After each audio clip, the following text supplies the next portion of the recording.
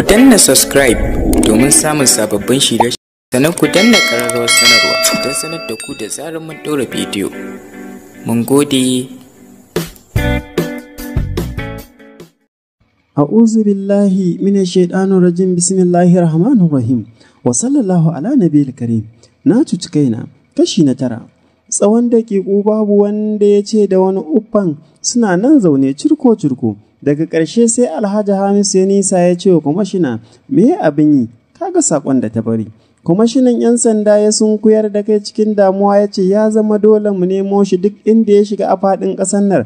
Mahmud Sidiri ya miƙe tsaye cikin sauri ya ce dole mu ɗanɗana masa baƙar azabar da zai gwammace mutuwa da rayuwarsa. Wannan kenan. Babi na 5. Ya kasance lokacin da ta fito wanka karfe 5:15 ne daidai, mintuna 15 cif da 'yan dakiku ta kwashe tana kwalliya. In ta ɗauke kumburin da kumatinta suka ɗanyi na rashin sabo da yawan kuka, sai ka rantse da Allah hankalin Nurata a kwance ki, domin kwalliyar da ta caɓa ta taimaka wajen yi mata ɓadda bani. Ta shigo falon na gidansu, ƙawarta tana ƙamshi sanye take da koren leshi mai ɗauke da fararen duwatsu masu daraja, suna ta walwalin ɗauke idanu a cikin ɗan abin da ya rage na daga ƙarshen ranar yammacin. Kin kyau wallahi, to ko kefa, amma ba kya gani duk mai rai ai mamaci ne. Wata ƙawarta ce ke cewa da ita hakan, wacce ita ta gayyaci Nuratu da ta zo gidansu domin za ta raka ta zuwa unguwa.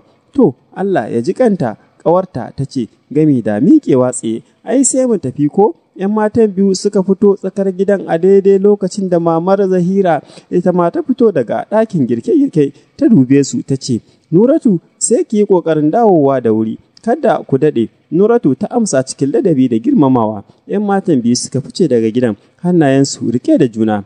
Har suka fice mahaifiyar Zahira na bin su da kallo. Ba a san ranta ta bar su suka fice a wannan yammacin ba, domin ita ma kamar mijinta ba ta fiye son 'ya'yanta suna yawace barkatai. Me ke damun ka ne? Haidar ya tambayi Bashir, lokaci guda kuma ya yi fakin da motar a ƙaton kantin Rogo Supermarket inda ake sayar da kayan tanɗe-tanɗe da lashe-lashe. Sun sa'ad da suka baro gida ya ga shiru ta yi yawa. Da farko ya ɗauka tunanin 'yar budurwar Nuratu shi ya hana shi magana, to amma sa'ad da tafiya ta yi nisa sai Haidar ya nuna da cewa ko magana Bashir bai fi amsawa ba. Wani lokacin sai ya ga kamar shi yake sauraro, to amma da zarar ya yi magana sai ya ga Bashir ko motsi ya kasa yi, ya ƙura wa gaban gilashin motar idanu kamar mutumi. Don haka ko da ya fakin ɗin motar yanzu a bakin ƙofar kantin ya ga kuma Bashir bai ma san an zo ba, sai ya ga ya dace ya tambaye shi abin da yake damunsa. Wallahi tunani kawai nake. Bashir ya dube shi cikin mamaki, lokaci guda kuma ya buɗe ƙofar motar.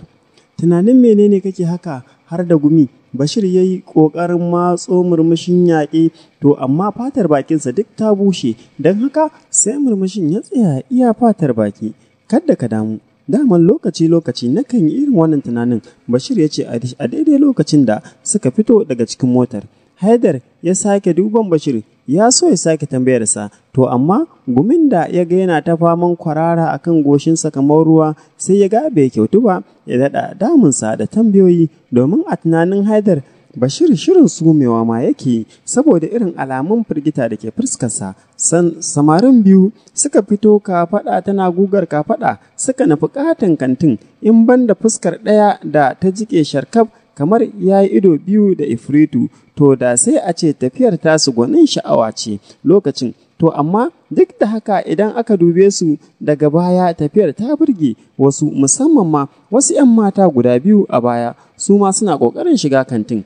Kai Zahiya, kin ga wasu gayu? Budurwar ta yi saurin tseda kalamanta cikin gaggawa, domin ganin duk da yake kalaman da take faɗi ga ƙawarta ne, to amma bai kyautu ba a matsayinta na 'ya mace, domin zub da aji ne, kamar yadda wata kucakar budurwa ta yi a Samaru mai suna Yadilan, budurwar Hoda. Jita-jita ta nuna cewa wai ko da baccin rana za ta yi sai ta shafa hoda kana ta kwanta, yayin da wasu suka ce a'a wuni takan shafa hoda fiye da sau 5, wasu kuma suka ce ai duk rabin kayan kwalliyarta duk hoda ce. Suwa zan gani? Zahiya ta tambaya tana duban ƙawarta Nuratu. A'a, daman wallahi sai ta yi murmushi ba ta ƙarasa ba.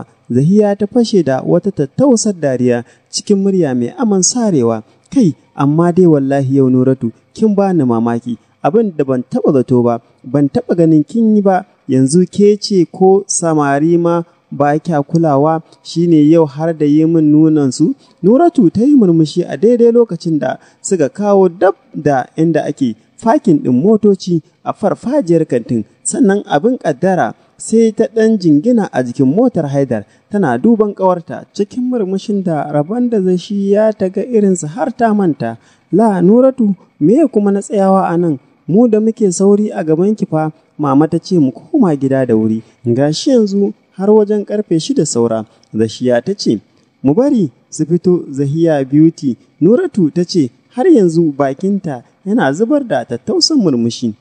Zahiya ta dube ta cikin kaduwa domin ganinta da safiyar ranar aka kawo ta daga makaranta saboda kaduwar mutuwar ƙawarta Amal. Sai gashi kuma yanzu 'yan sa'o'i kaɗan ganin saurayi ya dawo da ita cikin walwalar da aka daɗe ba a ganta ciki ba.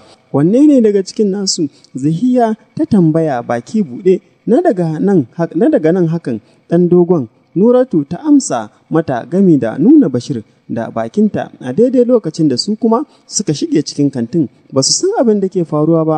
Nuratu, amma dai kin ga magariba ta karato fa, ya kamata mu shiga mu yi sayi abin da za mu saya mu wuce gida, kada momi ta yi mana faɗa. Nuratu ta gyara jakarta da ke makale a kafaɗarta, ta dubi motocin da ke ta zirga-zirga a bakin titin da ke gaban kantin, sannan ta riƙe ƙugu cikin annashuwa ta ce, Zahiya, bari su fito, wallahi in na kalle shi ƙirji na harbawa yake yi. Kina nufin ki ce min wai da gaske son sa kike yi?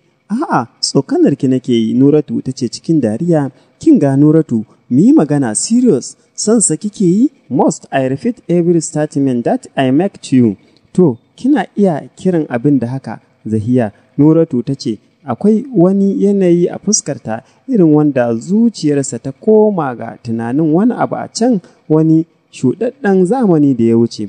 Zahiya, na san za ki yi mamaki da jin haka, amma wallahi idan na ce da ke saurayin da ya shiga kantin nan yanzu ba a san sa nake yi ba, to na yaudare ki, na kuma zalunci kaina, don wallahi da ganinsa na ji ya faɗa min zuciyata kamar sartse. Ta ɗan yi shiru tana duban Zahiya ido da ido. Kyakkyawa ne Zahiya, kuma ba wai a banza nake son sa ba. Kin san dai tun da nake ban taɓa ƙaunar wani ɗan adam a doron ƙasa ba, saboda rasuwar mahaifiyata Hajiya Zainab, Allah ya ji kanta, kuma mutuwarta tana ɗaya daga cikin abubuwan da suka tauye ni. Ba na yawan kula samari, to amma da kin ga wannan saurayin sosai da ba za ki yi mamakin wannan ƙaunatawa ta lokaci guda a gare shi, domin ji nake yi kamar wani ɗan uwana na jini na.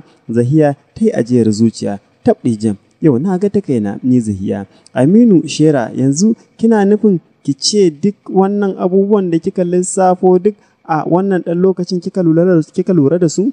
Ƙwarai kuwa, kuma ni fa daman tun da muka tsallako titi na hango su suna fita daga cikin motar. Wacce motar? Zahiya ta tambaya. Wannan motar da muka tsaya a jikinta. Ah, to zo mu bar gurin. Nuratu ta girgiza kai.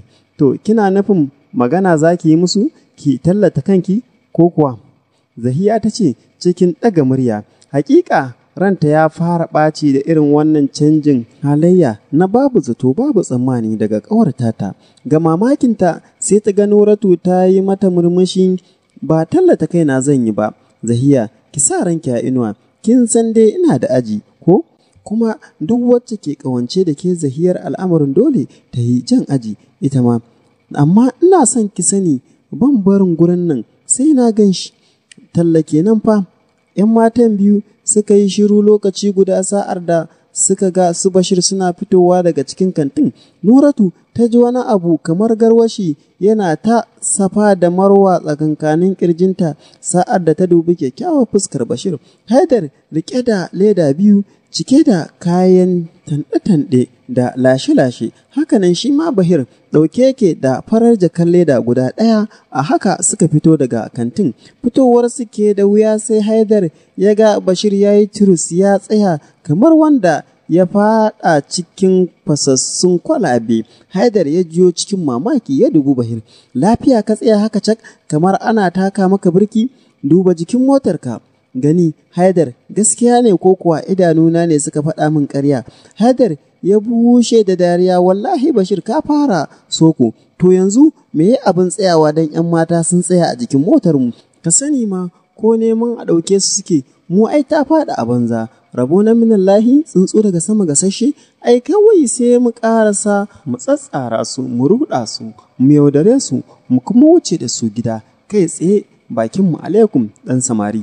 Amma sa'ai da Haidar ya gama wannan surutu ya ga kamannin Bashir ko sauyawa ba su yi ba, sai ya ji gabansa ya faɗi. Sannan a karo na farko sai yi wa Bashir tambayar da tun da yake son ya yi masa ita, amma gudun zuciya ya hana shi faɗa. Bashir, ko ka yi shaye-shaye ne mai yawa ɗazu? Bashir ya dube sa, bakinsa na rawa ya ce, to masu sauraro, da fatan za ku yi min afuwa. Mu haɗu a shiri na gaba. Na gode.